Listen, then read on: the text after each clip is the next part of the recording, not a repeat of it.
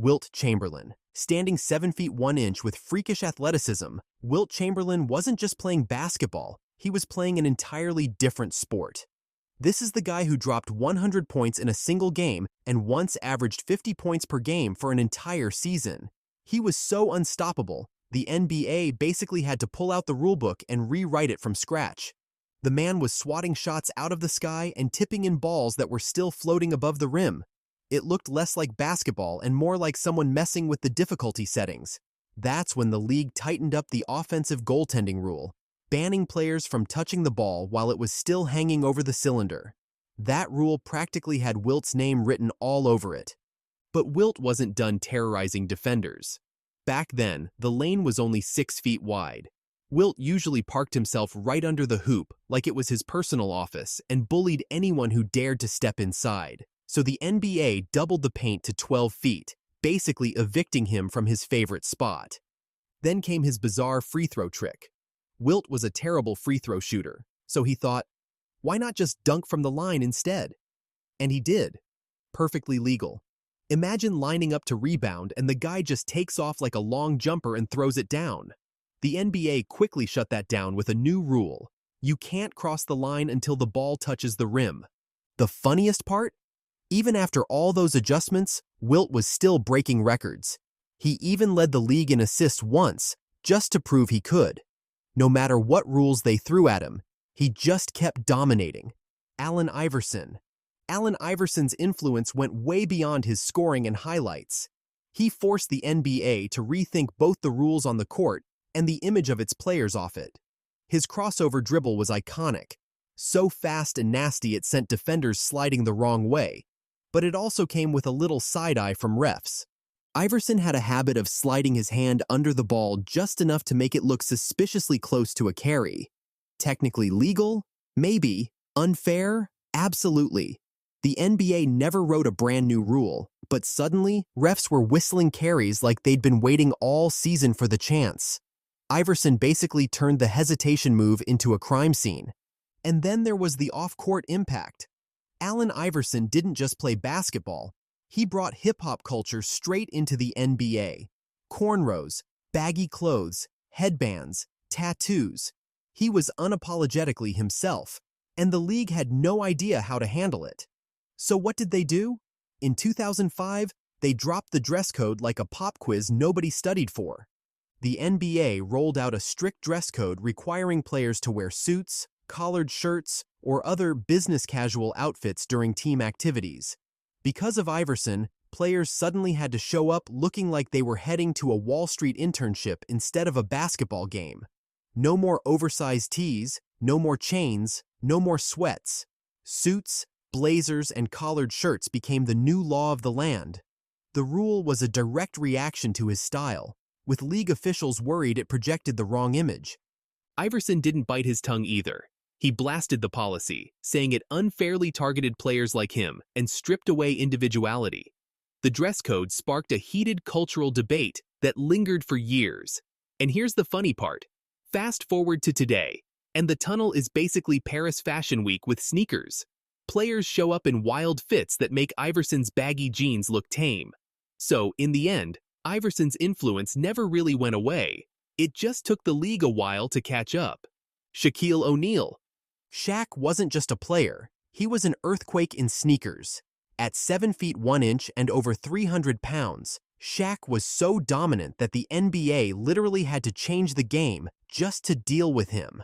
The man didn't just dunk, he destroyed rims, shattered backboards, and made entire arenas feel like they needed extra insurance.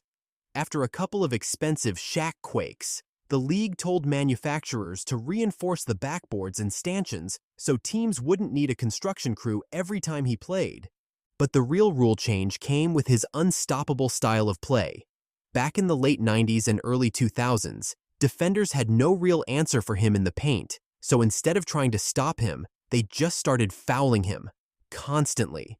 That's how the infamous hack a Shaq strategy was born. Teams would intentionally foul him, even when he didn't have the ball, banking on his shaky free throw shooting. His career average was just above 52%, and some years it dipped even lower, so it wasn't a terrible idea. The problem was that this turned games into 2-hour free throw marathons, and eventually, the NBA realized something had to be done. By the 2008 to 2009 season, the league tweaked the rules. If a team commits a foul away from the ball in the final 2 minutes, the opposing team would get 1 free throw plus possession of the ball. Suddenly, Hack-a-Shaq didn't look so smart anymore. Even though the rule came in after Shaq's peak, there's no denying it was written with him in mind. His sheer dominance forced the NBA to reshape how intentional fouls are handled in crunch time. Charles Barkley. Charles Barkley might not have been the tallest guy on the court, but he played like he was 7 feet tall and had a personal grudge against gravity. At just 6 feet 6 inches, Sir Charles dominated the paint, bulldozing defenders with his strength and leaping ability. He was grabbing rebounds like he had Velcro hands. Way too easy for him. The problem? He'd set up shop in the lane and just stay there. The man practically lived in the paint. So, the NBA had to do something. They started enforcing the defensive 3-second rule more strictly, a move that kept Barkley, and big men like him, from camping under the basket all day. And then there was his signature move, the infamous backing down routine. Barkley would post up his defender, then back him down, and down, and down. Sometimes for 15 seconds straight. It turned into a heavyweight shoving match that stalled the flow of the game. Fans joked you could microwave a hot pocket in the time it took Barkley to finish 1 possession. So the NBA stepped in. In 1999, they introduced the 5-second back-to-the-basket rule. Now, if you keep your back to the hoop and don't make a move within 5 seconds, it's a turnover. The count ends if they pick up their dribble, cross above the free throw line extended, or lose the ball. That rule exists almost entirely because Barkley was treating the low post like his personal timeshare. Michael Jordan. Michael Jordan wasn't just a player who dominated basketball, he forced the NBA to rethink how the game was played. In the 80s and 90s, MJ combined elite scoring, gravity-defying footwork, and isolation moves so lethal that defenders looked like they were auditioning for a slow-motion replay. Standing 6 feet 6 inches, he could blow by defenders or rise above them with ease. His dominance was so overwhelming that teams, like the Detroit Pistons, built entire defensive systems just to slow him down. To counter that, the Chicago Bulls often cleared out one side of the court and let Jordan attack in isolation. It was so effective that the NBA stepped in.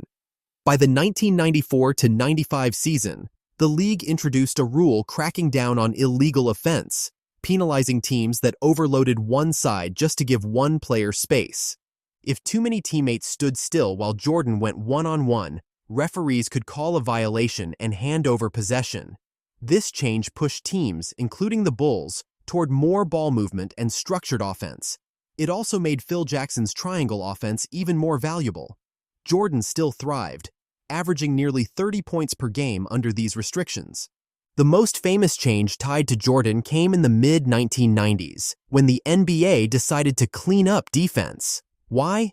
Because everyone was straight up tackling him. The Pistons' Jordan rules were less about X's and O's and more about hit him again, and then hit him one more time just in case. MJ would drive to the hoop and get clobbered like he was running the Oklahoma drill. Still, he scored at will, even dropping 69 points on Cleveland in 1990. Eventually, the league said enough was enough and tightened flagrant foul rules, punishing excessive contact way more harshly. Jordan didn't need the rule change to dominate. He was already unstoppable. But the new rules made scoring smoother, sped up the game, and increased team play. League-wide, scoring averages climbed, assists went up, and isolation-heavy basketball gave way to ball movement and spacing. James Harden. When Harden took over in Houston, his step-back three and foul-drawing tactics made him almost impossible to guard. At his peak, he led the league in scoring for 3 straight seasons, averaging over 36 points in the 2018 to 2019 season. But it wasn't just the points, it was how he got them. Harden had perfected the rip-through move, where he'd casually hook a defender's arm, let gravity and theatrics do the rest, and stroll to the free throw line like it was a VIP lounge. Some nights, half his points came from free throws. Fans groaned, defenders muttered, and the league finally said, "Okay, that's enough." By the 2021-22 season, the NBA introduced new rules specifically to limit non-basketball moves. Things like leaning into defenders on jump shots, abruptly hooking arms, or flailing to exaggerate contact. For a player like Harden, who built so much of his offense around manipulating these gray areas, the change was immediate. His free throw attempts dropped sharply, and his scoring averages dipped.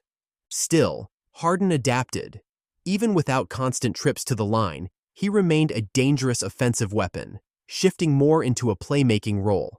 His vision and passing created open looks for teammates, helping him lead the league in assists in 2017 and again in 2023. Darryl Dawkins. Before Shaq came around smashing rims like a human wrecking ball, there was Darryl Dawkins, the original backboard destroyer. In the late 70s and early 80s, Dawkins turned dunking into an art form and also a demolition project. He didn't just throw it down, he obliterated the rim. Twice in one season, he shattered backboards with thunderous dunks, sending glass raining onto the court like confetti after a championship. Fans loved it, players panicked, and the NBA accountants cried. After a couple of these chocolate thunder slams left arenas looking like crime scenes, the league decided enough was enough. At first, the league tried quick fixes, like fining and suspending players who broke backboards. But Dawkins wasn't about to stop throwing down his signature chocolate thunder slams. So the NBA went bigger. They introduced breakaway rims designed to bend, snap back, and survive monster dunks. On top of that, the league swapped in stronger tempered glass, which was much harder to break and far safer if it did. Basically, Dawkins forced the league to call in engineers, safety inspectors, and probably a few therapists. And of course, Dawkins leaned into it. He gave names to his dunks, things like the Rim Wrecker, the Lookout Below, and the Yo Mama. He wasn't just dunking, he was performing. But his legacy went deeper. Because of Dawkins, modern players can throw down monster slams without worrying about turning the backboard into $1 million pile of glass shards. So yeah, the NBA owes its reinforced rims, and a good chunk of its highlight reels, to Darryl Dawkins. Without him, every dunk today might still come with a broom, a dustpan, and a construction delay. Reggie Miller. Reggie Miller wasn't the tallest guy on the court, but he was lethal from deep. His three-pointers could turn Madison Square Garden into a morgue or a madhouse, depending on which team you were rooting for. Miller mastered the art of using his whole body to get an advantage. One of his most debated tricks was sticking his leg out on jump shots to bait defenders into fouling him, often turning clean contests into free throws, and sometimes even 4-point plays. Basically, he turned basketball into a low-budget action movie with him as the sneaky villain. Back then, it was allowed, but it drove defenders and coaches crazy. A defender could go straight up, only for Miller's leg to swing into their space. Next thing, he's going to the free throw line. The problem? Everyone started copying him. Soon, the NBA was filled with shooters kicking out their legs like they were auditioning for a Rockettes dance number. Games slowed down, refs got confused, and fans had no idea what counted as real defense anymore. By 2012, the NBA had had enough. They introduced what became known as the Reggie Miller rule. Under this new rule, instead of heading to the free throw line, it results in an offensive foul when shooters unnaturally kick their legs to create contact. Refs got a crash course in spotting leg gymnastics, while defenders finally got a break from impromptu acrobatics. Miller might have been the poster child for this move, but stars like Dwyane Wade and Manu Ginobili were guilty too. The rule was simple: reward real defense, punish cheap tricks, and keep the game moving. Rasheed Wallace. Rasheed Wallace, a 6'11" powerhouse with skills that could dominate a game and a temper that could dominate an arena. Sheed could score, defend, and even nail a three, but you didn't need a stat sheet to know he was legendary. You just needed to count technical fouls. Wallace had a quick trigger with referees, often arguing calls, shouting, or just glaring in silence, and this earned him techs left and right. You'd think techs were some kind of collectible card for him, because he was stacking them faster than most players' score points. In fact, during the 2000 to 2001 season, he set the all-time record with 41 technical fouls in a single season, a number that will likely never be touched. His constant run-ins with officials forced the NBA to step in. Before the 2005 season, the NBA didn't have a clear system in place for handling players who racked up too many technical fouls. Fines were handed out, sure, but Wallace proved that money wasn't much of a deterrent.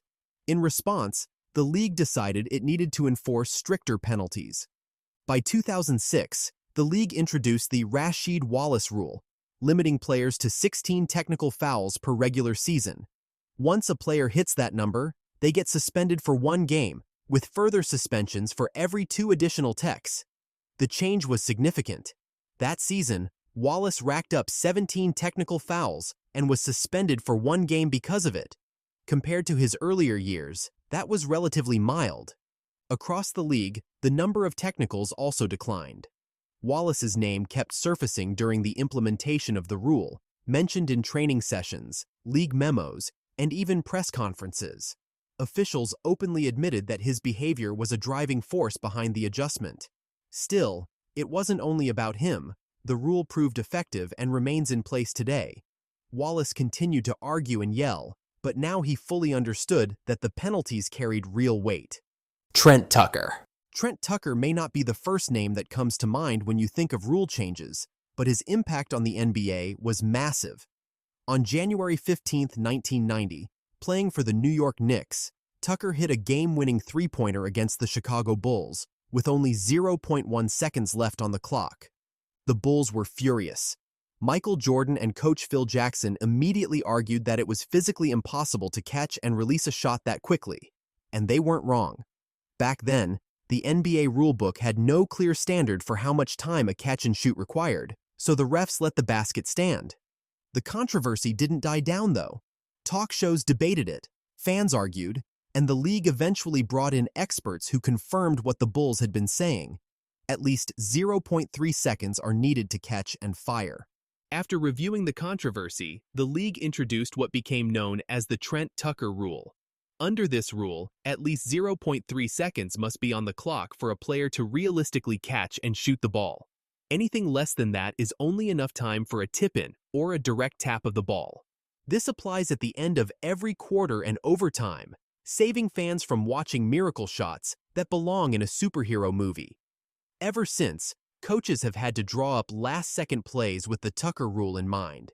It's still enforced today, keeping impossible shots from turning into unfair wins. Dwyane Wade.